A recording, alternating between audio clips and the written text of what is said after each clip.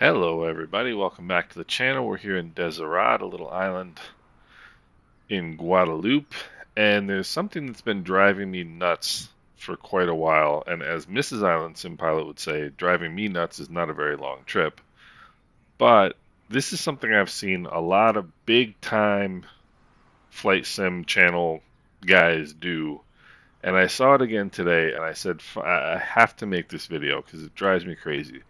We're all trying to be realistic, right? We're all trying to fly as realistically as possible in the sim. As you guys may or may not know, I do have FAA private pilot license, instrument rated, and that doesn't make me any cooler than you guys, right? We're all trying to do the same thing. We're all trying to enjoy the sim. We're all trying to be as realistic as possible. And I really blame this one on the real pilots like me who don't do this the right way. And a lot of real pilots don't do this the correct way. And they don't, and even professional pilots. I've seen professional pilots do a really, really poor job of this. And what I'm talking about is flight control checks, right? And flight control checks are extremely important. And the reason you do flight control checks before every takeoff, every single one, obviously not if you're doing touch and goes. You're not going to do a flight control check, on the roll and a touch and go. But before every departure, when you're going to fly, you do a flight control check. And the reason you do a flight control check is because you can't pull over in the air if something goes wrong. And you want to make sure before you depart that your flight controls are free and correct. Now, there are two elements to that. There are two elements to free and correct. Free and correct. And what I see 99% of the time is people doing free, but they have no idea whether the flight controls are correct or not. Let's do a better job of this. And I'll show you real quick in the airplane what's driving me crazy. And I saw this today. I'm not going to say where, I'm not going to say who. Big flight sim channel. He's probably got multiple tens of thousands of subscribers.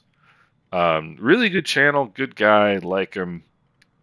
Not a certificated pilot in my estimation. I don't believe I've noticed it anywhere he said he was, but was departing in a single engine piston airplane. Not even going to say which airplane it was, and he's going out to the hold short line, and he does this. Excellent, and keeps on going. Lines up, takes off, and goes. Now, what does this tell you? I'm moving the controls through the full movement that they're capable of doing, right? What does that tell you? That tells you that they're free. That's great. You want to know that. And you want to make sure that you do go through the full range before departure. You want to pull it all the way back left and right, push it all the way forward left and right. And the reason you do that, you want to make sure these are all cables. This is not fly by wire. There are physical cables that attach to your ailerons, that attach to your elevator. See if I can see it here. Not very well. And you want to make sure that those cables are moving freely, that nothing is there's nothing catching anywhere. Or God forbid one is broken. Who knows? Anything could happen, and that's very, very important. But that's only part of the game, and that's actually something I would do after I did a full and a free and correct flight control check. Now I do flight control checks starting outside the airplane on my walk around, and this airplane has a walk around feature. It's not something that I'm probably going to use. Great little airplane, by the way. But I'll show you how I do a flight control check on the walk around. I'll walk over to the left side of the airplane, and sorry about that. I'll walk over to the left side of the airplane. You do your walk around. I generally do mine starting this way and coming around. But so I guess I'll do it from this side because this is the side I would normally be starting on. And what I do is I position myself right here at the end of the wing, and I lift this aileron up, and I look and I make sure on the other side that that aileron is down. That's the first thing I'm looking for, because they need to move in opposite directions. And then the second thing I'm looking for is that when I move this aileron up, that these yokes turn towards me. And that's actually the exact phrase that I use. I'll lift this up, and I repeat all my checklists in the airplane out loud. I repeat all of my walk around checklist stuff out loud as well. So if you're with me flying in the real airplane, I'll walk around the airplane doing the walk around, and I will say, fuel vent clear, brake pad looks good, nothing leaking. I'll be talking out loud, and I say when I get over here, I say up towards me and moving in opposite directions. That's what I'll say, and then I do, continue around. I'll get to this side, and I'll say up towards me and moving in opposite directions. So I've checked on both sides, even though I know from this side that it's working correctly, that the ailerons are working correctly and the yokes are moving in the correct direction. I do it on both sides during my pre-flight inspection. It's important. You don't want to get this wrong. Now, to do a proper flight control check in the airplane, right? I don't know if I'm going to be able to show this very well. Yeah, we'll do it pretty well. Okay. You're going to move the aileron full to the right. Look out. Now, which way is that going to turn when you move the yoke full right? It's going to go up.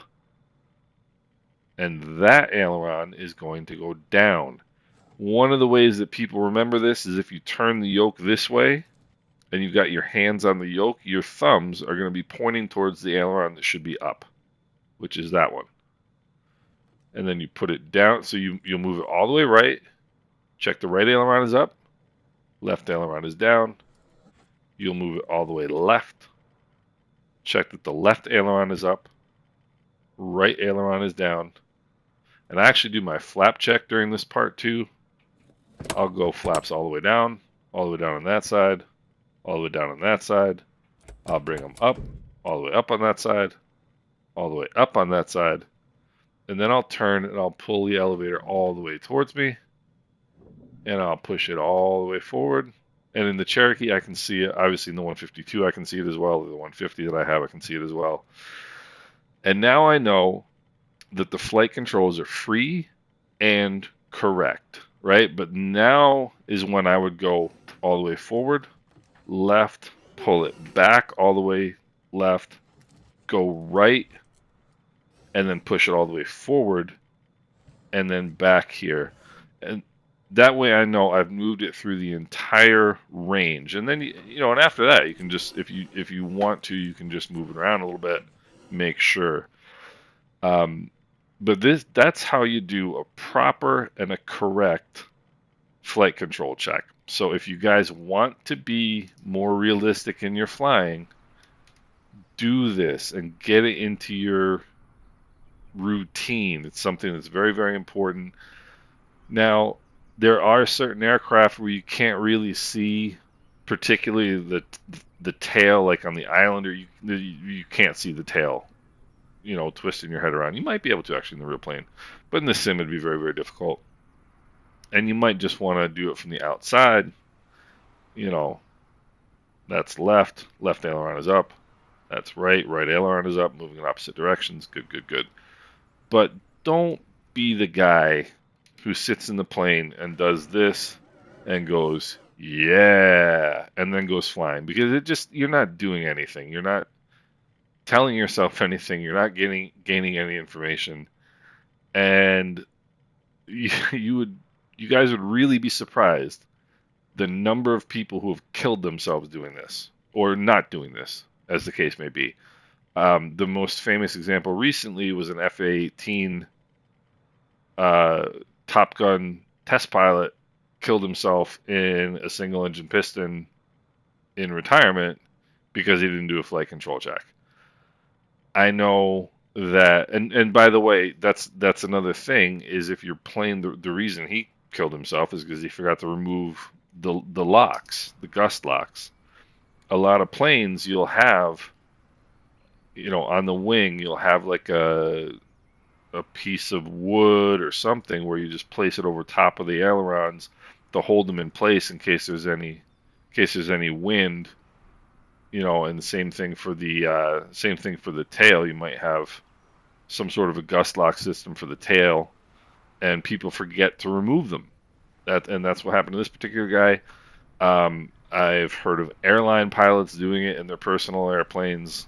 There's no category or skill level of pilot who is immune from killing themselves because they didn't do a flight control check. So if you guys want to do realistic ops in airplanes, do flight control checks. And I would love to hear your feedback on this. This is something that drives me nuts. I see it all the time. It really bothers me. So if you guys have any feedback, any questions, please let me know in the comments. Hope everybody's doing well. Take care.